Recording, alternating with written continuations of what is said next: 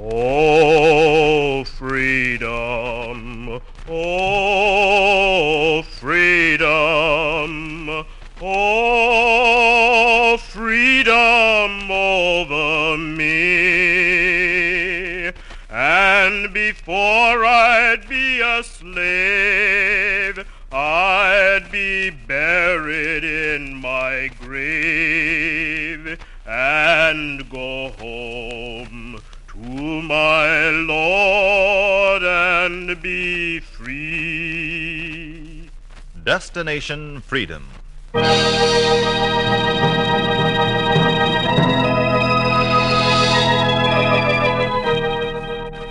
The Chicago Defender and station WMAQ bring you Destination Freedom, a special radio series dramatizing the great democratic traditions of the Negro people interwoven in the pageant of history and a part of America's own Destination Freedom.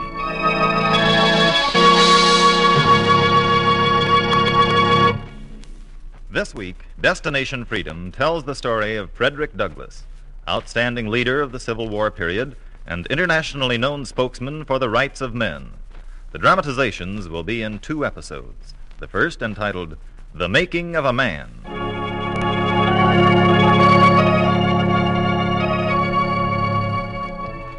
John Brown's body lay a-moldering in the grave. The Union Army was marching on. The tall man from Illinois was in the White House. There was an eternity behind you and an eternity ahead of you. You were like a minute in the middle of it. You went in to see President Lincoln. The President's waiting to see you, Mr. Douglas. This way. Thank you. Mr. President, your visitor. Thank you, Chief. I'm here to represent the freedmen, Mr. President. I'm Frederick Douglass. I was once a slave and a fugitive. Now I'm editor Mr. of... Douglas, you needn't introduce yourself to me. I know you. Oh, you do? Expect I heard about you long before you heard about me. It's good you came.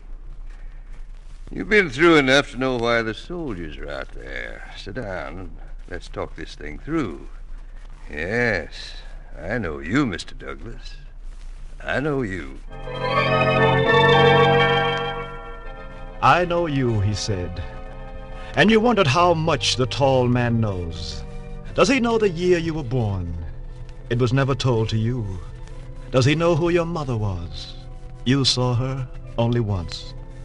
Does he know the boy who learned the art of reading and who taught the slaves on a Maryland plantation until the master nailed the law up against the gate?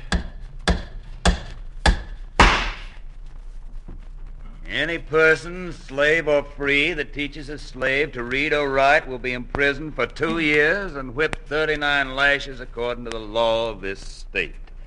Signed, Master Cherry Old. There now.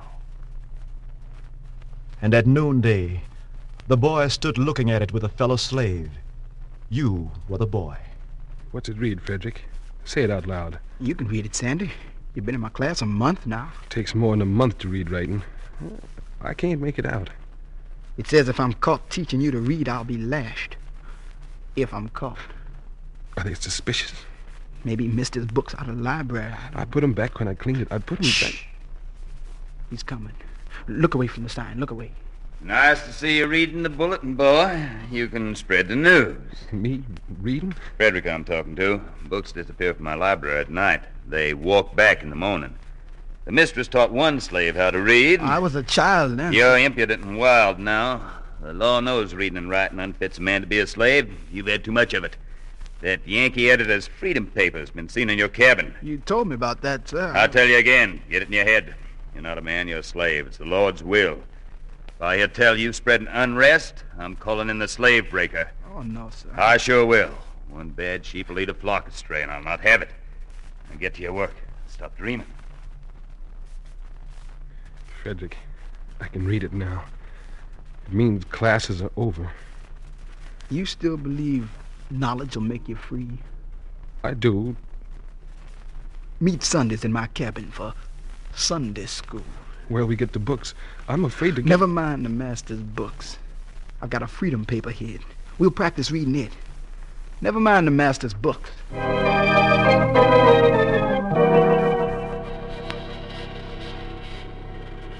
get around the candlelight. All right. I'll spread out the paper. Now read from the left. Sandy, you're here. Read first. It says, every slave on the American soil must be freed. Yeah, it says that. Hush now. Look at the spelling as well as the meaning. You, Tom. Then it say, the state that cannot tolerate every man being free and equal is despotic. Oscar. All right. And by peace or by blood, slavery must die. If any dying's to be done, I could hang you all. Oh, Lord. Hold still, the guard's outside. I said one bad sheep would lead a flock astray. It's Frederick I want. You'll go to the slave breaker. Your teaching's over. Now you'll learn.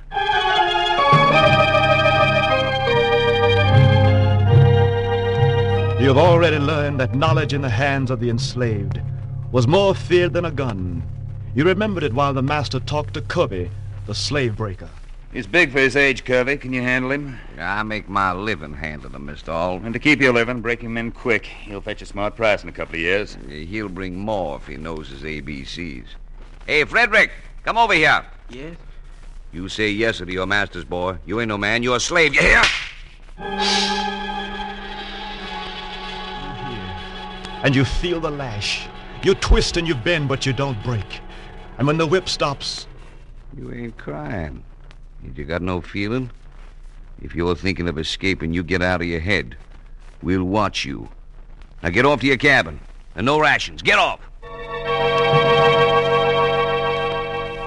You went to your cabin that day and every day with your brain whirling.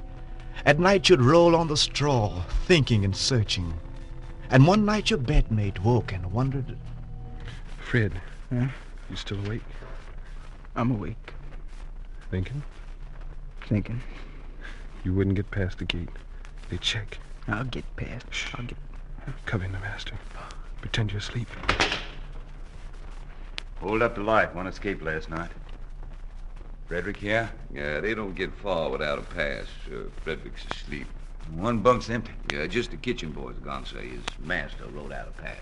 You watch for agitating abolitionists leaving their papers for slaves to read. One puts a foot on my land, shoot him, same as you would a dog. Depend on me. And hurry with Frederick. You're taking too long to break him. Too long. Did you hear him? I hear him. They mean it. They're going to break you. Not if I get a pass and leave. You get a pass. You get me some paper and pencil from the library. I'll write out a pass and sign the name of our master to it. Freelander, say. I'll write, this is to certify that I, the undersigned, have given the bearer my permission and full liberty to go to Baltimore and spend the Easter holidays. Is not to be molested. Signed, W.H. Freelander. Old man Freelander's got a nice piece of handwriting. I'll be going up the road if you don't mind, sir. I do mind. You run into the wrong master, boy. I'm Freelander. I write good, but not this good. Guard, grab it. They lashed you and took you back to the slave breaker. I'd kill you now. Only it's a Sabbath, and I respect the Sabbath. It's you or me, the master says. I respect the Sabbath. But come Monday, you'll break or die. You looked at him. You knew he meant it. That night you thought of dying, and you thought of living free. You weighed them. When Monday came, you knew which one you'd settle for. When the lash came, you were ready. You break or I'll kill you. Stop! What? You let go of my whip. Let go. Hit me again. I can have you shot for defying me. Let go. Take your hands off me. You help! You went down on the ground. You rolled over and grabbed for your life. You knocked away his pistol. You twisted the whip out of his hand and struck back until you saw that you had won. You won't tell the master about this, will you? They hear I couldn't break you. I'll never get another job. Slave breaking's not my choosing. It's the way things are. If I don't break you, they have no use for me. It's a game the masters play, one against the other. They play the poor whites like me against the blacks like you. They win, we lose. You won't tell them you beat me, will you? You didn't tell. Or in that second you had learned the ABCs of slavery. You were still a slave, but you felt free. And you told yourself, He who is whipped easiest is whipped most. you were never whipped again. You went back, unbroken. If the lash won't break your work will. I'm hiring you out to the ships in Baltimore. You won't find time to read and dream and look for agitators to help you. There'll be too much work to let you be troublesome. Too much work. Henry, help lift this here timber. Hurry, boy. Hurry, boy. Oh, bring me up that roller. Come now, shake a leg, shake a leg. Hey, boy, run, bring me a cold chisel. Come on, hurry, boy, hurry. I want to... You worked. You hurried. Your money went to a master. You saw the way free labor worked for wages. And when you were alone, when you were below deck working the bellows to melt ship's copper, you found a freedom paper and tacked it on the wall. While the bellows breathed, you read the magic words. In a state of nature, all men are equal in rights, but are not equal in power. The weak cannot protect themselves against the strong. Civil laws must guarantee the equality of rights. Frederick, who are you talking to? No one, mate. Just myself. Talk up some hot metal. They're calling for it. I'm heating it, sir. It's about ready. Say, what's this? What? This paper on the wall, this garrison paper. I got it off the dock. Get it off this ship. Put it in the fire where it belongs. People getting sick of this agitator. They don't listen to him no more. You play smart, boy. Keep your mind on your work. You kept your mind on the free words. And when the time was ripe, you wrote another pass. This time you took the right road. You took a ship to New York. You hid among the passengers until it docked in the harbor. And you followed through the streets, a fugitive in the land where you were born. And you flinched when an arm touched you. You saw the posters and reward signs for runaways. And when you saw a crowd around a hall, you stood on the edge of it. You needn't stand out here, mister. You're welcome inside. You don't know me. I'm John Brown. You? Frederick Douglass. You looking for the North Star? You can trust me. I'm looking for freedom. That's what this meeting's all about. Come in, sit down. Old Garrison's trying to make him fight against the slave trade. The crowd's a little rough tonight. Listen, friends.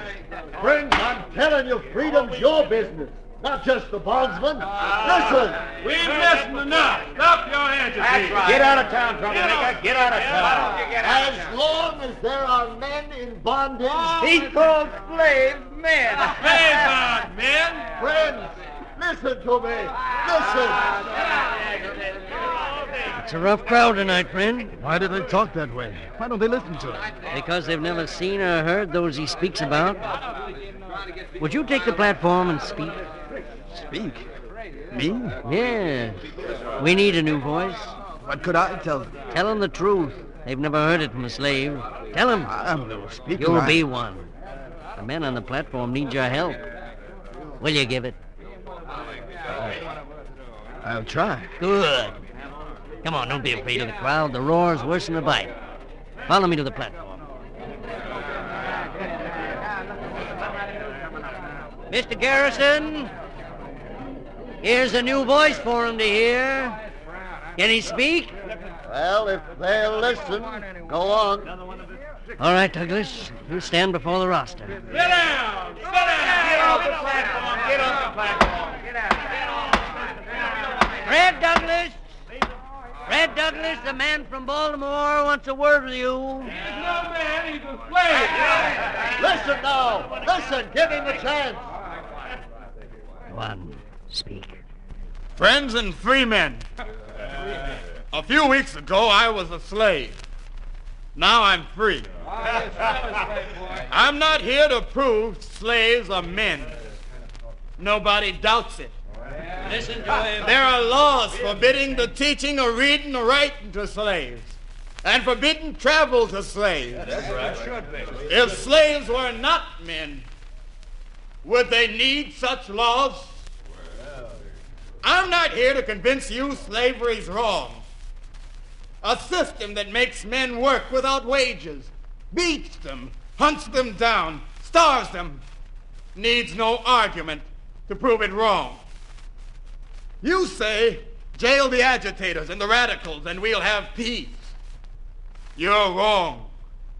If every anti-slavery tongue in the world were cut off, every such paper, book, pamphlet searched out, gathered up, burned to ashes, and their ashes thrown to the four winds, still there would be no peace until all men are free in public opinion as well as the law. If you want peace, first, free your brothers.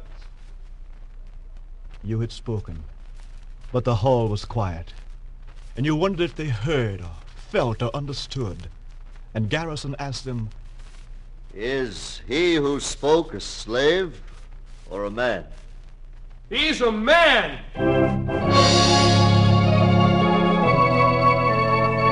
Now there was thunder, and you stood under it. You saw a light in the darkness, a wedge opened. A way to change a nation was there. You knew it when the next day you sat down with the men who knew where to go, who wanted you to go with them. We can change the opinion of half the country about slavery if you join us, Douglas. Work with me and the Reverend Wendell Phillips here. We've done a lot. We can do more with your help. You've got my help. Where do we start? Now, hold on. The Anti-Slavery Society needs you. Let's understand the rules of the society. You see, there's a good many abolitionists. We all agree on freeing the slaves, but we differ on how to do it. We keep away from politics. The slaveholders run politics anyhow. Yes, but doesn't the Constitution say that... The Constitution, Douglas, is words.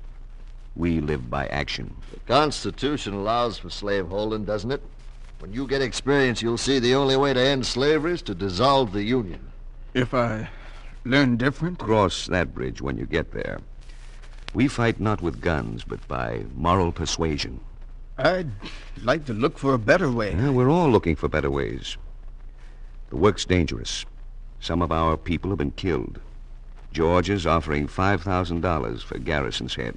They'll offer much more for yours. They'll send mobs after you. Your only weapons will be your words. Sharpen them until the people feel them. Make them hear you, and we'll win. Is there anything else you need to know? Yes. Where do I speak first? You spoke first to those around you, factory workers, mill hands, sailors, and servants. You were the living story of slavery. You looked back and pulled out of your past the lash, the slave markets, the hunger, the laws. You talked in schoolhouses, churches, warehouses, docks. Mobs followed you. You were laughed at and shot at, but you spoke through the crowds. You told merchants in Boston. Those who profess to favor freedom and yet not want agitation are men who want crops without plowing up the ground. If we get freedom from all the oppressions heaped on us, we must pay for it by labor, sacrifice, and, if need be, with our lives. You told lawmakers in New Hampshire. If you demand liberty for yourself, grant it to your neighbors. If you claim the right to think for yourself, allow your neighbor the same right. If you claim to act for yourself, allow your neighbors to act. You told teachers in Ohio. No man can put a chain around the ankle of his fellow man without finding the other end of it fastened about his own neck. To free yourselves, free the unfree. And you told people everywhere. The American people stand each for all, and all for each, without respect to race or color. You'll talk to them in Connecticut, Rhode Island, Ohio, Pennsylvania, Indiana, Illinois. You went to England, Ireland, and Scotland. And when you came home and talked again, you saw they had listened. You heard them talk in train stations. Ticket for Savannah. Uh-huh. Think what Fred Douglas going around the country saying's right, don't you? Uh-huh. No, I ain't arguing. Just thinking's all. I ain't ready to fight yet. Uh-huh. You heard a plumber in Springfield. It's this way, boss. If they keep some folks slaves and some folks free, then how the free folks that don't have slaves to work for them going to make a living? I'd take you if you had a slave. I'd be out of a job. Fred Douglas is right. This thing's got to be outlawed. It ain't safe. Now, naturally, us barbers don't talk much while we're working on a customer. But this fellow was crying so much about freedom in the old country. I often said, Fred Douglas says freedom's like charity. It begins at home. If you ain't got it at home, you can't give none to the old country. Ooh, whoop. Did I cut too much off, mister? Now, naturally, I don't talk much when I'm working. You talked to them and they talked to you. You changed them, and you saw they were changing you. You built a newspaper to talk to them. You got to see what they thought about the words of the Constitution. You read them over. They looked different to you, but they still looked the same to an old friend who came into your print shop while the press ran. See, you're running a paper of your own, Douglas. There's room for 100 papers. What we're after... We're not after the same things. You mean my speaking against splitting the Union into two nations? One North, one South. We agreed on that. Yes, but now that I've looked over the Constitution... What's the Constitution got to do with it?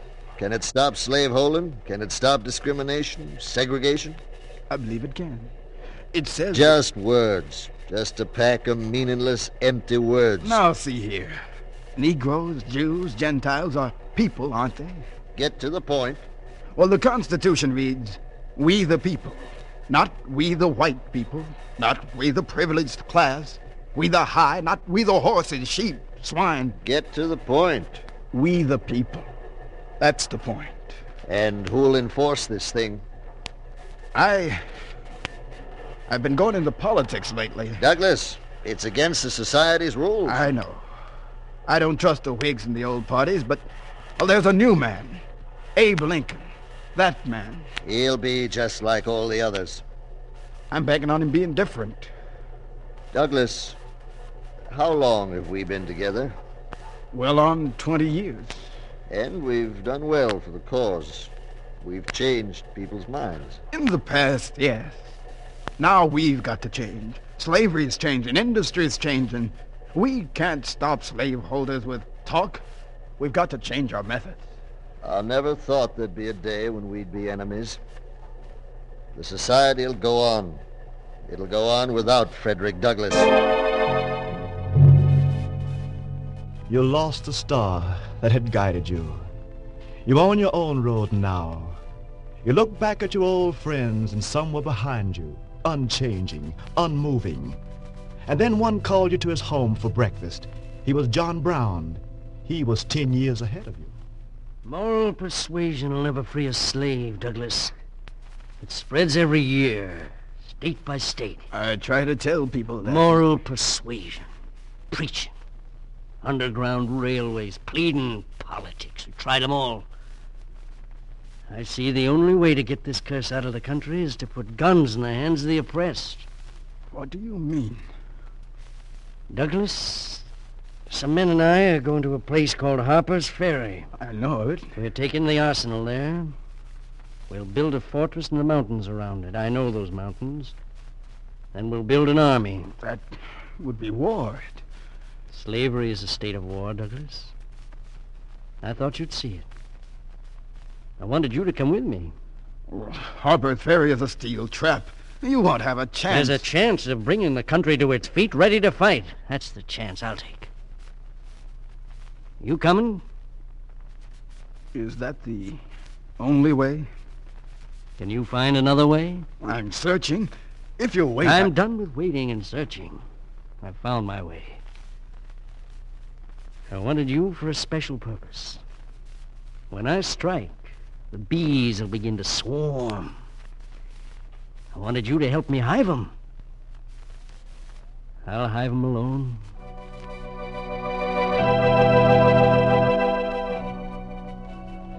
You saw him go, and your heart cried out to him. You went back to the newspapers and platforms and lecture halls and talked, but there was a feeling that you had lost the track. Does the tall man in the White House know how you felt about John Brown?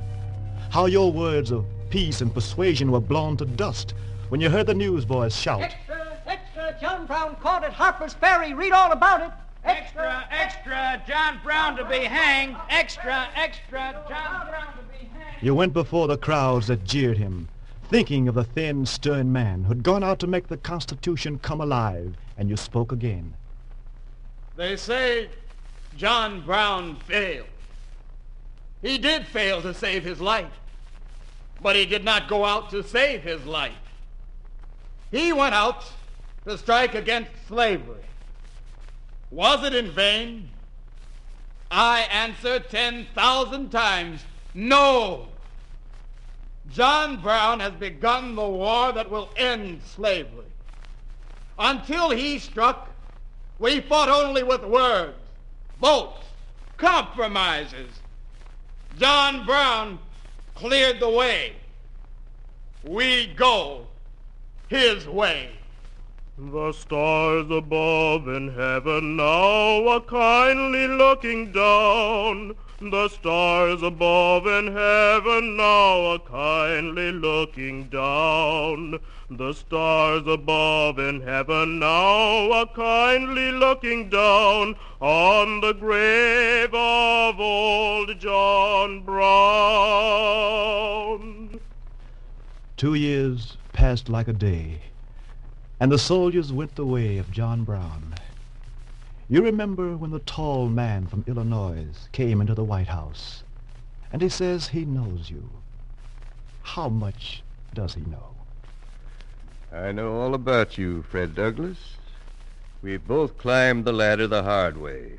When this war's done, when we get a nation all free, we'll both go further. Shall we shake on it? And you took his thin white hand into your large black hand and shook on it. Outside, the Union soldiers are marching on. John Brown's body is moldering in the grave. There's an eternity behind you and an eternity ahead of you. This was 1 minute in the middle of it. John Brown's body lies a-mouldering in his grave. John Brown's body lies a-mouldering in his grave. John Brown's body lies a-mouldering in his grave, but his soul goes marching on.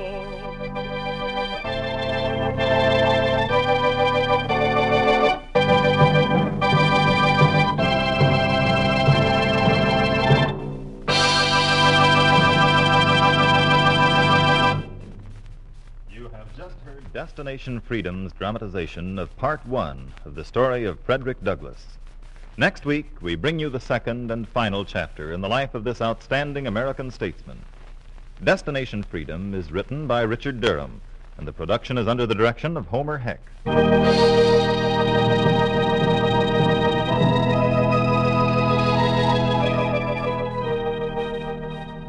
The cast included Ernie Andrews, Oscar Brown, Donald Gallagher, Ken Griffin, George Kluge, Sherman Marks, Art McCoo, Fred Pinkard, Jess Pugh, and Russ Reed. The singer was Greg Pascal. Richard Shores composed the special music, which was played by Elwyn Owen and Bobby Christian. This is Dick Noble inviting you to be with us again next week for another in our series on the Negro in Democracy, Destination Freedom. This is NBC, the National Broadcasting Company.